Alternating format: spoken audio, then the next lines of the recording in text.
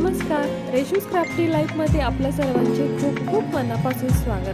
सध्या दिवाळी झालेली आहे, तुळशीची लग्नसुद्धा होऊन गेलेली आहेत. तर असेच बऱ्याच पंत्या म्हणजे हे वापरलेले दिवे घरात पडलेले असतील, तर त्याचं तुम्ही काय करता? तर आज आपण याचा उपयोग कसा करायचा ते पाहूया. तर हे दिवे तेलकट असतात, भरपूर तेल पिलेलं असतं त्यांनी. तर तेलकटपणा घालवण्यासाठी काय करायचं, असं एक भांडं घ्यायचं.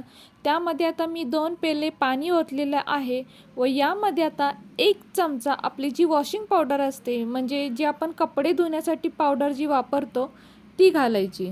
यामध्ये आता आपण या पंत्या घालूया. तर काय करायचं, हे भांडं आता असंच गॅसवरती ठेवायचं व फक्त 3 ते 4 मिनिटं आपल्याला ह्या पाणी गरम करून घ्यायचं आहे. म्हणजे अगदी खळखळ उकळवत बसायचं नाहीये. तर या गरम पाण्यामध्ये फक्त 2 मिनिटं पंत्या ठेवलेल्या होत्या व त्यानंतर हे पाणी ओतून काढलेलं आहे आणि इथे आपल्या या पंत्या बघू शकताय, अगदी छान म्हणजे नवीन आणल्यासारख्या तयार झालेल्या आहेत. हवं तर आपण या पंत्या अशा आता परत वापरू शकतो, पण जर याच पंत्या आपल्याला वापरायच्या नसतील तर काय करायचं, घरातील एक खिसणी घ्यायची व त्यावरती एक पंती अशी खिसायची. तर याचं काय होतं, याचा बारीक असा चुरा म्हणजे माती खालीही पडते. तर आणखीन त्याचा दुसरा उपयोग असा आहे की ह्या किसणीवरती घासल्यामुळे किसणीला सुद्धा चांगली धार येते. तर हे पहा, इतका हा मातीचा चुरा असा तयार आपल्याला मिळालेला आहे आणि किसणीला सुद्धा चांगली धार आलेली आहे. आता या मातीच्या चुऱ्यामध्ये आपल्याला घरामधली जे कोलगेट असतं ते कोलगेट थोडंसं मिक्स करून घ्यायचं आहे. तर हे पहा, चमच्याने किंवा असं बोटाने या मातीमध्ये हे कोलगेट मिक्स करायचं. आता या मातीचा उपयोग आपण कसा करायचा, म्हणजे या मिश्रणाचा उपयोग कसा करायचा ते पाहूया. तर आता हे पहा, आपलं जे बेसिन असतं, आता हे बेसिन स्वच्छच आहे तरीसुद्धा मी तुम्हाला ही पेस्ट इथे लावून दाखवते. बेसिन अगदी चकाचक निघतं. कोणतेही म्हणजे साबण किंवा लिक्विड वापरण्याचीही इथे गरज पडत नाही. अगदी मस्त हे चकचकीत असं बेसिन निघतं. पण हे बेसिन ऑलरेडी थोडंसं स्वच्छच आहे, तरीही मी तुम्हाला यावरती ही पेस्ट लावून तुम्हाला धुवून दाखवते.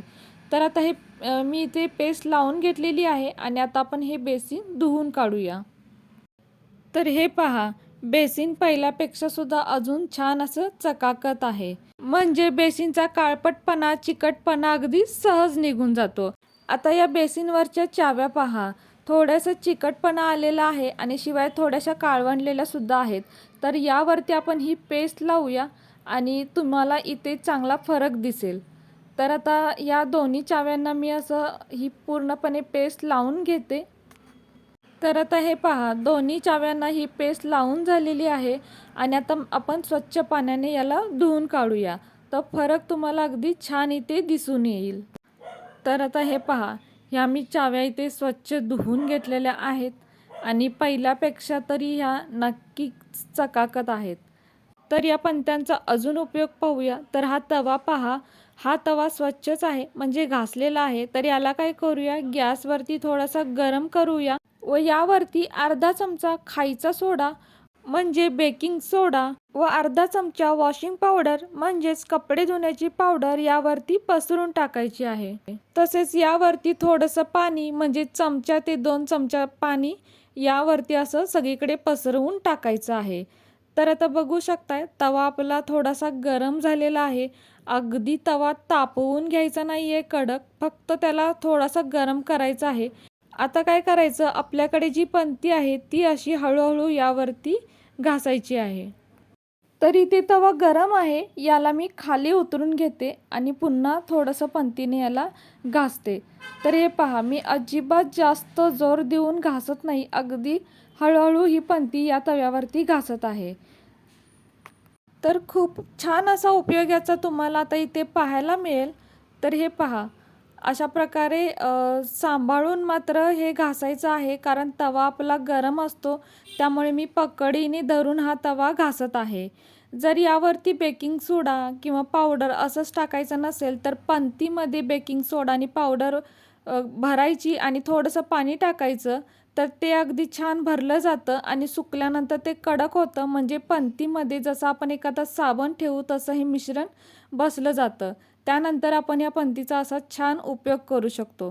तर इथे बघू शकताय, तवा पण घासलेला आहे पूर्ण, म्हणजे घासून झालेला आहे. खूप असा घासलेला नाही मी याला.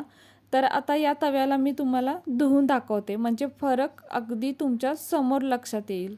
तर हे पहा, तवा मी इथे धुवून आणलेला आहे आणि तवा जरी पहिला स्वच्छ होता तरी तो आता जास्त चकाकत आहे.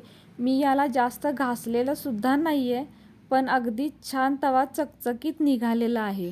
तर कसा वाटला तुम्हाला आजचा व्हिडिओ जर तुम्हाला थोडा जरी उपयोगाचा वाटत असेल तर व्हिडिओला एक लाईक नक्कीच करा. नवीन असेल तर चॅनलला सबस्क्राईब करा, सोबत बेल आयकॉन प्रेस करा.